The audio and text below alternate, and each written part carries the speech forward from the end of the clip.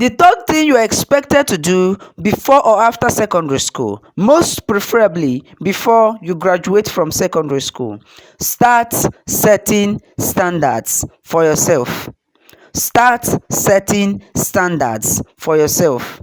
Standards are boundaries you set over your life that guide your decision and actions. Your standards are reflected by the way you treat yourself, the way you treat others, and the way you expect others to treat you.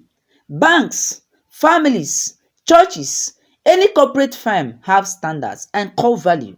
Your standards also reflect by the way you work, the way you dress, the way you manage your attitudes, the way you manage your job, the way you manage your relationships, the way you manage your finance, no matter how little it is.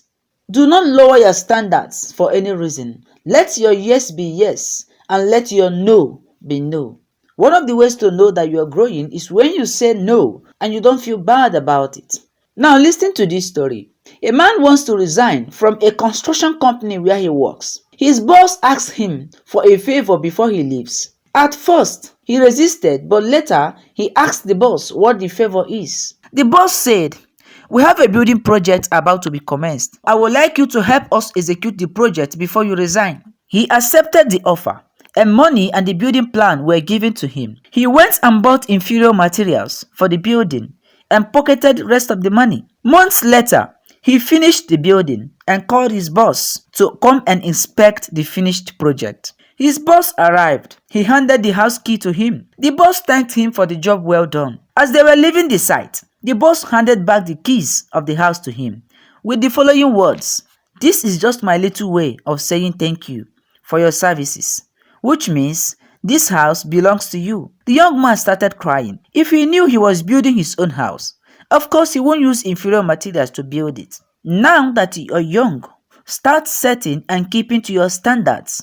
Setting and keeping to your standards will help prevent errors from happening to you. Choose the kind of life you want to live and allow your decisions guide you in tough and trial times, because there are times where you are left with no other option than to do what is morally wrong to succeed. So you have to start learning how to say no, and you should also learn how to stand by your words. You start building integrity. You start building stamina to say no and stand by the word no. Like I said before, standards are boundaries you set over your life that guides your decision and actions. Your standards are reflected by the way you treat yourself. How do you treat yourself? How do you treat others? And how do you expect others to treat you? Though at times the way you treat others, people don't respond back with the way you treat them. They come with a negative energy. But notwithstanding, whatsoever thing a man sows, he shall reap. So I will encourage you to start building standards. Start building moral standards. Now you are young. If you don't build moral standards, you will end up regretting this in school or after your university education. Because there are opportunities that you will come across and you will have to say, "I can't do these things." Life in the university is a very tough one. University is another dungeon on its own. The university can destroy you, the university can make you. So now that you are preparing to go to the university, I want to encourage you to start building standards. Start building character. Your standards also reflect by the way you talk. How do you present words? What kind of words are you using? How do you address yourself? How do you address people? Is a standard. How do you want to dress? But remember, the way you dress is the way people will address you. How will you manage your attitudes? When people tell you that you have a bad character, you get offended. How do you manage your job? Do you want to be like this young man that his boss gave money and he went to the market and bought inferior materials for a building project? What you give out is what you receive. So you have to start learning how to build standards.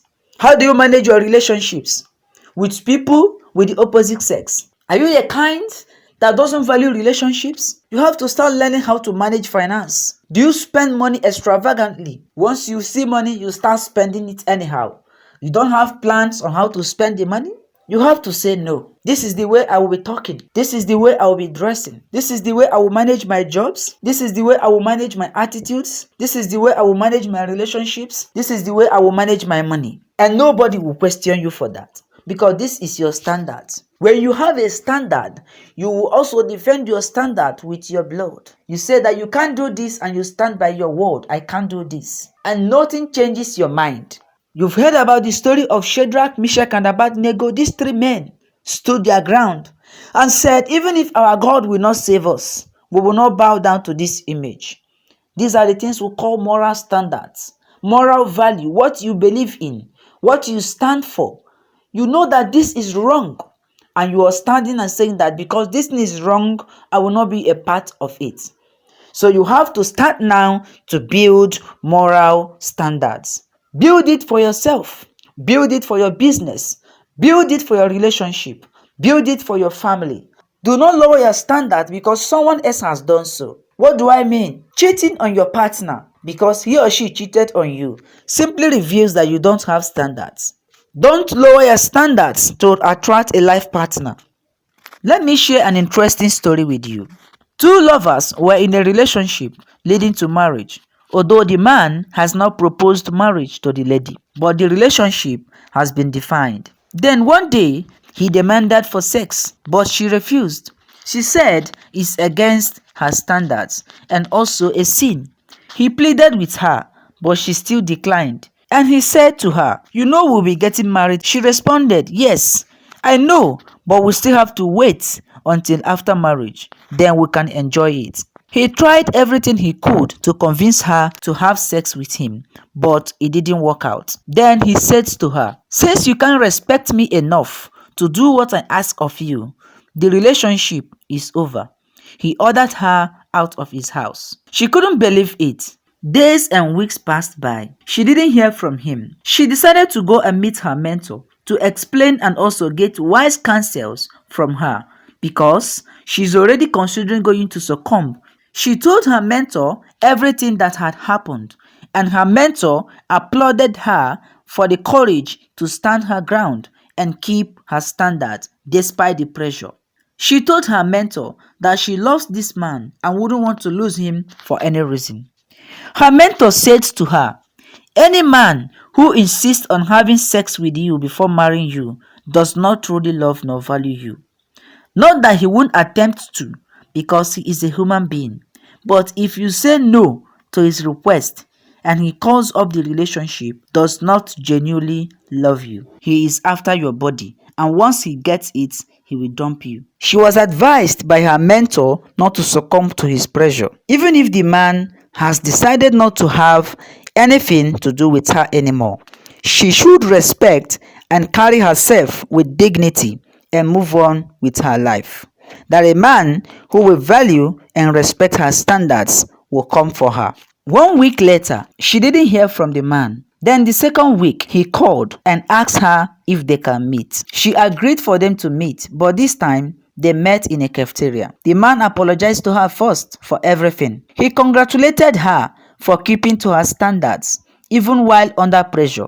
Then he said to her, "I want to meet with your parents as soon as possible. Let me do the needful because you are indeed a treasure and you have value for yourself. If I lose you, I may not forgive myself so easily." Even when I said that I was no longer interested in the relationship, just to see if you can allow me to fulfill my selfish desire. But your actions proved to me that you aren't desperate to marry and you have standards. He said to her, "My love for you escalated that very day you said no, that you won't have sexual affair with me until after marriage. I didn't call you all this while because I was hoping maybe one day you would decide to come back, but you didn't. That was when I realized that I am about to lose someone valuable. If I had slept with you, to be sincere, that would have been the end of us. Thank you for not lowering your standards just to keep me." Right there, he proposed to her, but she didn't accept. She told him, "Give me some time to think about it." He agreed. She returned to her mentor to tell her the new development. Her mentor asked her to bring him so that she can have a word with him. She obeyed. After a deep conversation with him, the next day, the mentor asked the lady if she's still interested in his proposal, and she said yes. Her mentor gave her approval, and they got married. because one person sets a standard and went further to defend what she believes in. If not that this lady has a mentor and was able to open up and obey the counsels of her mentor, she might even succumb to that pressure simply because she wants to get married. Don't lower your standards to get a job, because you will come in contact with people that will tempt you to compromise your standards before giving you a job or even before giving you a contract. This is why you should build standards. Whenever you walk into an office and somebody said, I will give you a job, but you have to do this in exchange, you say, no, it's against my standards, and you stand by it. So, I will encourage you to start now to build character. Start now to build moral standards that will preserve your value in the future, because the society is becoming something else. And if you don't set standards now that you're young, you will end up doing what is morally wrong when you find yourself in a tough situation. You have to set some standards before you walk into the university. If you don't do this, you will end up hurting yourself in the university or after university. So, to be on a safe side, I will encourage you to start learning how to build godly character. So, start now to build moral standards. Thank you so much for watching this video from the beginning to the very end. I hope you learned something. If you do, please drop a comment in the comment section. Follow my page, also subscribe to my YouTube channel so that anytime I drop new videos, you will be alerted. Thank you so much. I do appreciate all your effort, and I will see you in my next video.